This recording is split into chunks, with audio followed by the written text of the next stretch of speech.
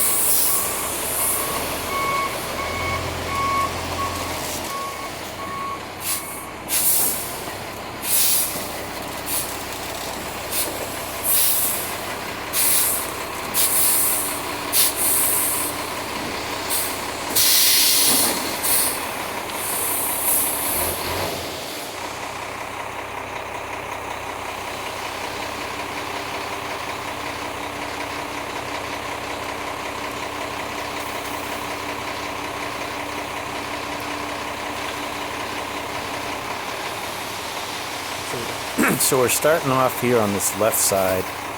You can see in the corner, we started on the back left corner, and we're picking up the steel wire as we go. What we do is we chalk lines all around the perimeter. This is actually just a flat garage, and what we did is, you can see some little stakes out in the middle. Those are actually concrete form ties. What we do is we shoot those to grade with a transit, and we paint them fluorescent orange so we can kind of see them. Sometimes you'll actually trip over them, so you got to be aware of where they are. You can see John right there. He's the one with we both have hoods on, but he's the one actually to the right, and he's got his hammer on there. And as we're going along, normally what we do is we make sure that we're right at that elevation right there.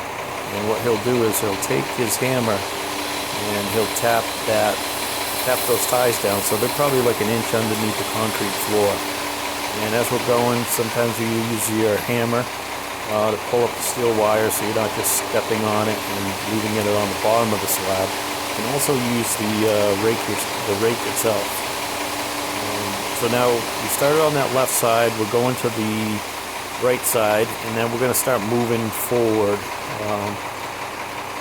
As you can see, we got to pull it around. This is probably about a 5.5 slump right here, 5.5, 6. This is about mix that we always like to use.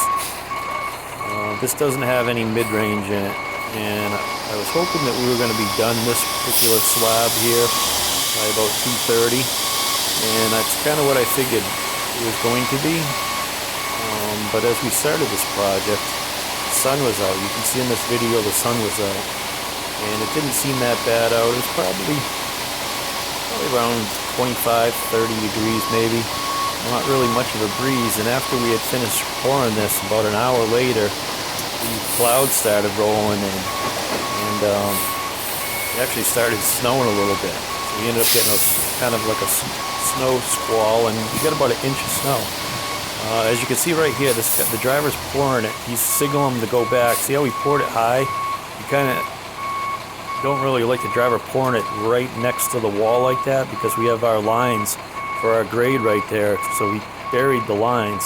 So what he's trying to do now is find out where grade actually is, because that line is kind of now gone. What we like the drivers to do is probably stay 3 or 4 feet away and not go too far ahead. Sometimes, you know, that's what happens. So you got to deal with it. It's hard because he's not really sure what's going on because this driver is kind of moving back and it's actually behind him. By the time he turns around to see what's going on, it's too high in that area and that point is already lost. But we kind of get a good feel for how it goes. So what we're going to do is finish up in this corner here. We'll finish this pour. And he's lifting up the wire there.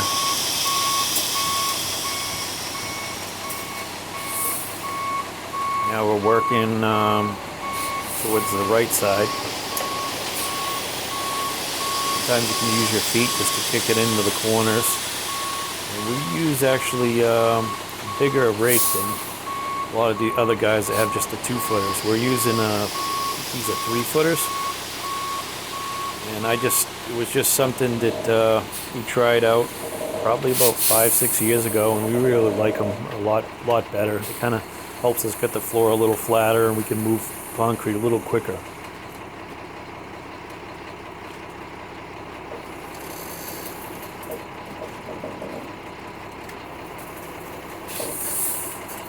Now I'm still signaling the guy to come forward. We don't have that much concrete left. This whole area is probably a yard of concrete.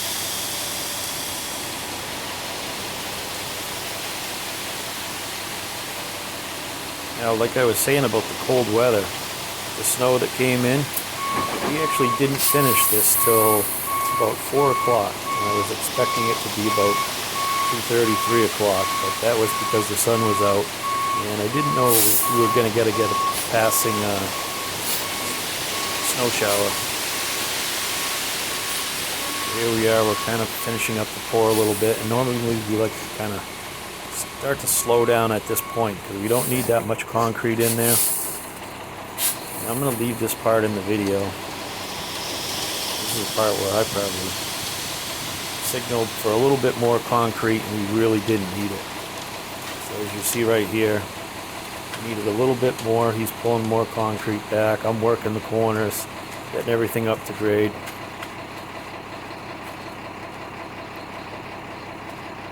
Now we got too much concrete, pulling it off the chute.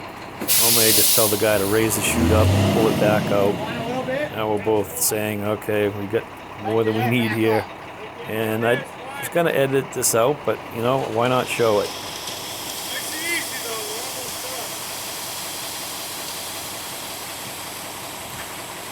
Here we are pouring a little bit more concrete. That's actually probably what we need. So now you raise the chute up. Raise it up, up, up, up, up. And we get too much in there.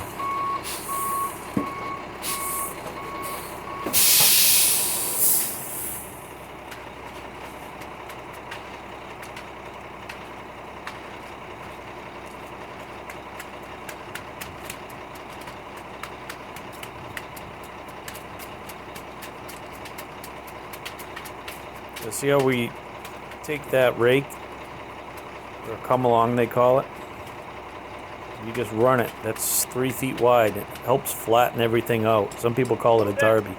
Little bit? So actually this is where we need a little bit more concrete in here.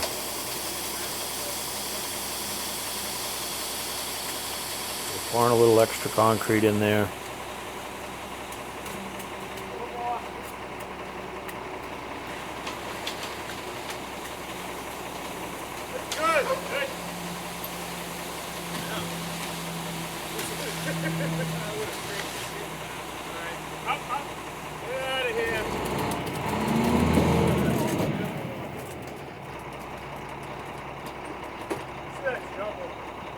At this point, you either got to pull it out with your rake or use a shovel and shovel out the extra. What we do is just shovel out the extra concrete and we can rinse it down or let it set up a little bit and break it up and kind of shovel it off to the side. So there's our too much concrete we put in there. Guess it's better to have too much than not enough. So now we got to take more of it out.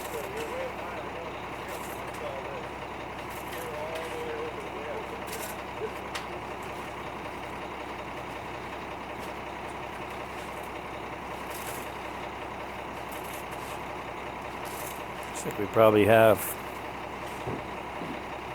a wheelbarrow full right there.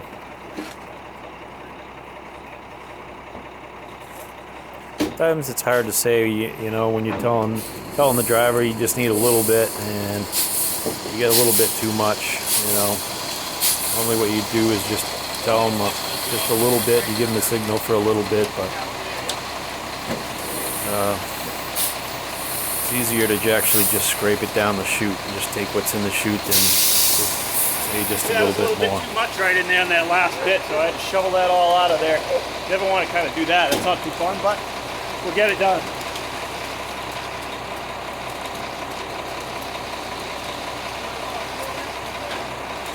Now we're going around putting some rebar. This is actually just 3/8 rebar. We're adding, just going around the perimeter. John's trying to go back over that area that we pushing that rebar down right there.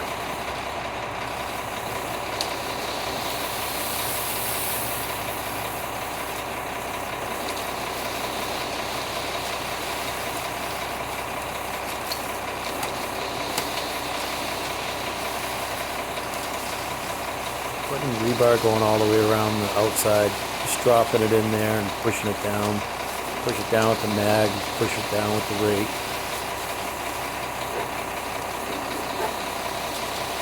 Just a little bit more reinforcing on the perimeter.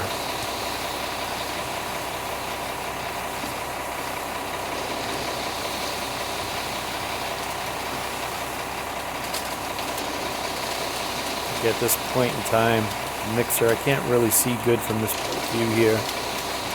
I believe he's rinsing out his truck off to the left side where we told him to rinse out.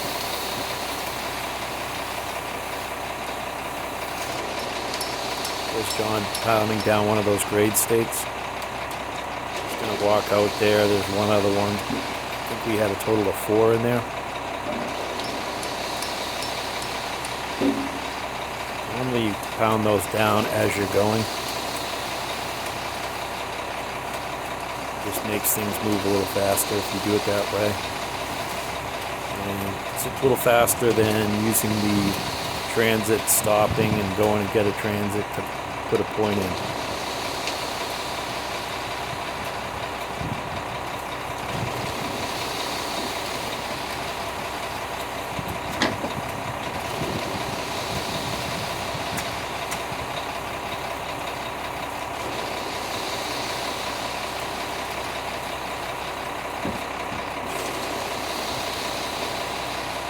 Now he's going back around. I don't know if you guys can see how hot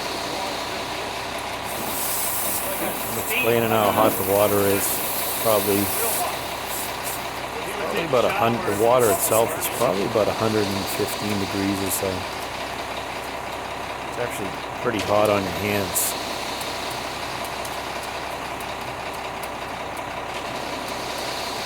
Now he's going around just trying to get it as flat as we can. And get rid of that rebar that I pushed in into the concrete. And get the corners and edges real flat. Now ready to float this off. He's going to find one of those pins right there. Normally, like I said, I'd like to have that done before. This tool, this is called the Big Blue. And this just really fine tunes the floor, gets it real flat. We have power screeds and all that other stuff, but sometimes for something this small, you can get it really flat with just the tools you can see here. And I think that Big Blue, that is, I don't know, it's made by Kraft, I believe. Probably, I don't know, I think I paid $250 for that. It works really well. The only thing you got to worry about is when you put it in your truck, guys don't step on it and bend it. What it does is it really levels it out. It's 6 feet wide, and it really takes any little dips and it brings it really flat. A lot of times when you use that tool, people actually think that the floor is done. That's how smooth and flat it is. A lot of people say, wow, you guys are done? That looks beautiful. But, you know, they don't really know. It looks really good at this point in time. So what I'm doing is I'm going to go in one direction right here. And the reason why I happen to go this particular direction is because our mixer is still in the way. Now we're going to get that mixer to back up. I'm going to run the float the other way. Big Blue, they call it. 6 foot Big Blue. It's fairly light. It gets the floor really flat. Like I said, we got power screeds. We got a 10-foot power screed. This is a small job. This is just a little metal building that's going on this.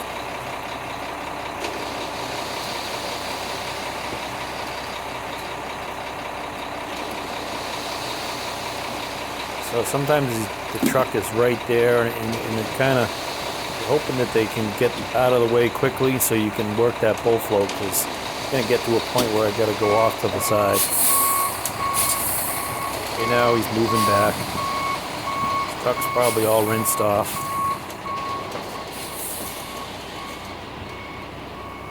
Like I said, we went one direction and we're going back the other. This will take out any little dips, but it's actually, by the time we're done, it's really, really close.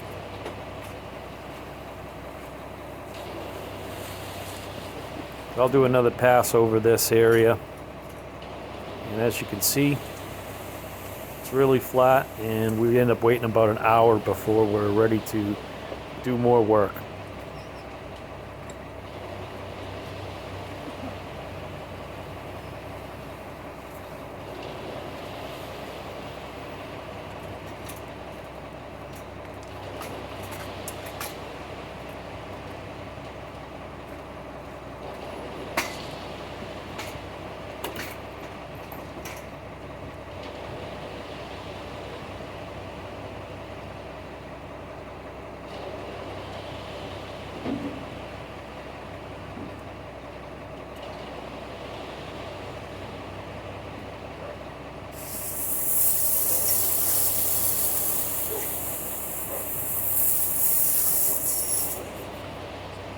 So if you get any questions or comments, put them down below.